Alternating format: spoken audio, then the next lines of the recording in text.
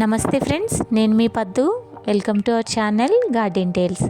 ఈరోజైతే నేను నా టెర్రస్ గార్డెన్లో ఉన్న మొక్కలన్నింటికి కూడా నేను ఓన్గా ప్రిపేర్ చేసుకున్న ఫర్టిలైజర్ ఏదైతే ఉందో డ్రై ఫర్టిలైజర్ని ఇవ్వాలనుకుంటున్నానండి. చూసారు కదా, ఈ విధంగా అన్నింటికి ఇచ్చుకుంటాను కదా. అలాగే కొన్ని మొక్కలు కాపు ఆగిపోయాయి అని చెప్పేసి తీసి పాడేశాను అనమాట. పచ్చిమిర్చి అలాగే బెండ మొక్కలు, ఈ రెండింటిని కూడా మళ్ళీ నేను సీడ్స్ ద్వారాగా ఎలా ప్రాపగేట్ చేసుకుంటానో మీకు చూపిస్తానండి.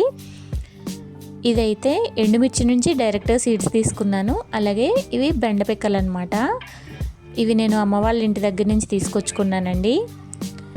మొక్కల్ని పెంచుకోవడం, వాటి పువ్వులు కాయలు చూసుకొని సంతోషం పడడంలో ఎంత ఆనందం ఉంటుందో, ఇలాగా మొక్కలున్న చోట చెత్త కూడా చాలా ఎక్కువగా వస్తుందండి. అది మనకిష్టమైన పని కాబట్టి ఈ క్లీనింగ్ అనేది కొంచెం కష్టమైనా సరే ఏం పర్వాలేదు, కష్టాన్ని కూడా ఇష్టంగా చేసేయచ్చు అనమాట.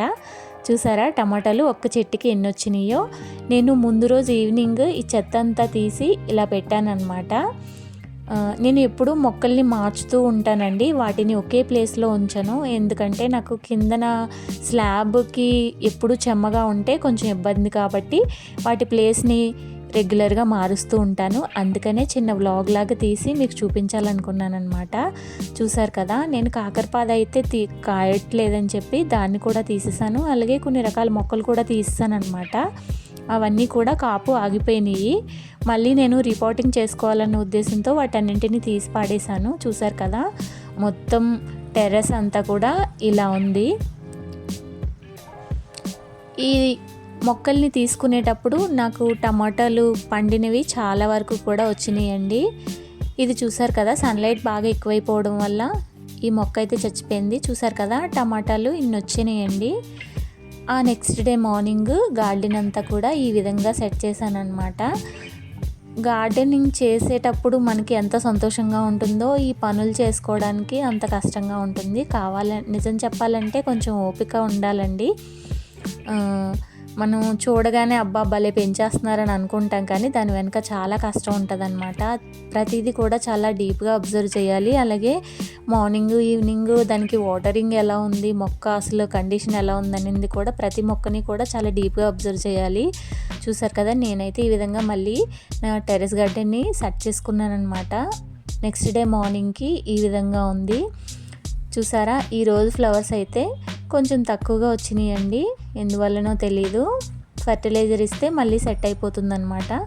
మీకు మళ్ళీ నేను నా గార్డెన్ని చూపిస్తున్నాను. ఇప్పుడు నేను ఇంట్లో ఉండే ఎండుమిరపకాయ ఉంటుంది కదండి, దాన్ని చిక్కితే లోపల ఈ విధంగా సీడ్స్ ఉంటాయి కదా, ఈ సీడ్స్ని ఉపయోగించి మొక్కల్ని ప్రిపేర్ చేసేసుకోవడమే. చూసారు కదా, నేనైతే ఈ సీడ్స్ని డైరెక్ట్గా మట్టిలో వేసేసుకుంటున్నానండి. ఈ విధంగా మట్టిలో వేసుకొని ఒక 4-5 డేస్ కంటిన్యూస్గా వాటర్ స్ప్రింకిల్ చేసినట్లయితే మొక్కలు వచ్చేస్తాయన్నమాట. నేను దొండపాదు పెట్టిన టబ్లోనే ఈ పచ్చిమిర్చి సీడ్స్ని కూడా వేసుకున్నానండి. ఎందుకంటే అవి మొక్కలు అయిన తర్వాత చిన్న పాట్స్లోకి రిపోర్టింగ్ చేస్తాను. ఇవి చూసారా, ఇవి బెండ విత్తనాలు. ఇది కూడా ఒక పెద్ద టబ్లో నేను ఈ విధంగా పెట్టుకున్నాను అనమాట. ఇవి కూడా కొంచెం మొక్కలాగా వచ్చిన తర్వాత వేరే వాటిలో చిన్న కుండీల్లో పెట్టుకుంటానండి. వాటిని మళ్ళీ రిపోర్టింగ్ చేస్తానన్నమాట. చూసారు కదా, ఇదేంటంటే ఈ సీడ్కి కొంచెం పైన వైట్గా ఉంటుందండి. మీకు చూపిస్తున్నాను చూడండి. ఇది ఆకాశానికి కనిపించేటట్టు, అంటే ఇది బయట వైపు ఉండాలన్నమాట. మిగిలిన పార్ట్ అంతా కూడా మట్టిలో ఉండాలి. ఈ విధంగా డిప్ చేసుకుంటేనే మనకి బెండ మొక్క అనేది స్ప్రౌటింగ్ వేగంగా స్టార్ట్ అవుతుందండి. లేదంటే చాలా వరకు జర్మినేట్ అవ్వవు. సరే, ఎందుకైనా మంచిది కదా అని నేను 25 సీడ్స్ వరకు కూడా వేసాను. ఒక 10 మొక్కలు వస్తే సరిపోతుందండి, ఎక్కువేం అవసరం లేదు. మనకి 2-3 మొక్కలు ఉన్నా సరే సరిపోతాయి. బాగా వాటిని కాపొచ్చేలాగా ప్రిపేర్ చేసుకుంటే సరిపోతుంది. ఎందుకంటే మనం పొలాలు అవి కాదు కాబట్టి ఉన్న కుండీల్లోనే అడ్జస్ట్ చేసి కొంచెం బాగా కాయించుకోవాలని ట్రై చేస్తాం కదా. ఈ విధంగా సీడ్స్ని అయితే నేను పెట్టేసుకున్నాను.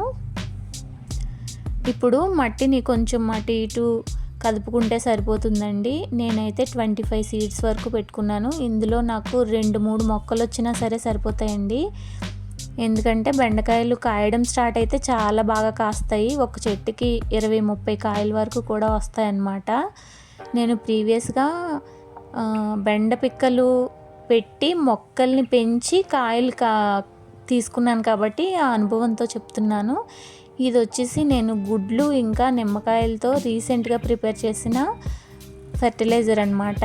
ఇది ఆల్రెడీ నేను వీడియో తీసి పెట్టానండి. ఇదే కాదు ఇంకా చాలా వరకు కూడా లిక్విడ్స్, ద్రావణాలు కూడా ప్రిపేర్ చేసి ఇస్తూ ఉంటాను. రెగ్యులర్గా క్యారెట్, బీట్రూట్ పీల్ చేసి అలాగే ఆ వాటర్ని ఒక 2 డేస్ ఉంచి ఆ తొక్కల్ని వాటర్లో ఉంచి 2-3 డేస్ తర్వాత మొక్కలకి ఇస్తానన్నమాట.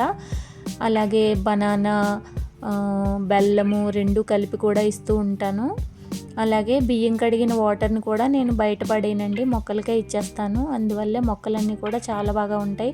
చిన్న కుండీలైనా సరే ఎక్కువ పువ్వులు కానీ కాయలు కానీ కాస్తూ ఉంటాయి అన్నమాట. ఈ విధంగా నేను నా మొక్కల్ని అలాగా ఆర్గనైజ్ చేసుకుంటాను. చూసారు కదా, ఈ విధంగా పౌడర్ చేసి వేసుకోవడం వల్ల మనకి బయటికి ఇబ్బందిగా అనిపించదు అనమాట. అంటే బర్డ్స్ అవి వస్తూ ఉంటాయి కదా, మామూలుగా ఎక్సెల్స్ వేసినా సరే అవి లాగుతూ ఉంటాయి బయటికి, చాలా చిరాగ్గా అనిపిస్తుంది. ఈ విధంగా పౌడర్ చేసేసుకుంటే బర్డ్స్ నుంచి రిలీఫ్ ఉంటుంది. అలాగే మనకి బయటికి కనిపించడానికి కూడా చిరాగ్గా ఉండదన్నమాట. మట్టిలో కూడా చాలా తొందరగా అబ్జర్వ్ అయిపోతుంది అనే ఉద్దేశంతో ఈ విధంగా పౌడర్ చేసి వేస్తాను. చూసారు కదా, ఇది అమ్మ వాళ్ళ ఇంటి దగ్గర నుంచి తెచ్చుకున్న మొక్క, నాకు చాలా ఇష్టమైందండి. చామంతి మొక్కలకు కూడా నేను ఈ విధంగానే వేస్తాను. చూసారా, నా చామంతి మొక్కలన్నీ కూడా చిన్న కుండీలు ఉంటాయండి, కానీ మొక్కలు మాత్రం చాలా పెద్దగా ఉంటాయి. అలాగే ఫ్లవరింగ్ కూడా చాలా ఎక్కువ ఉంటుంది. మొక్కలకి కుండీలకి సంబంధం ఉండదన్నమాట. ఇది 100% జీరో ఇన్వెస్ట్మెంట్ అండి. నేను ఏది కూడా కుండీల్లో పెట్టుకోలేదు. మీరు బాగా అబ్జర్వ్ చేస్తే అన్నీ వాటర్ క్యాన్లు, ఇంకా ఇంట్లో యూజ్ చేసి కొంచెం పాడైపోయిన బకెట్లు ఉంటాయి కదా, అవి కూడా పెట్టి అందులో మట్టి పోసుకొని పెట్టుకున్నాను అనమాట. మీరు వీడియో బాగా అబ్జర్వ్ చేస్తే కుండీలు అస్సలు ఉండవండి, ఎక్కడో 1-2 ఉంటాయి అంతే. కుండీలు అయితే అస్సలు ఉండవన్నమాట.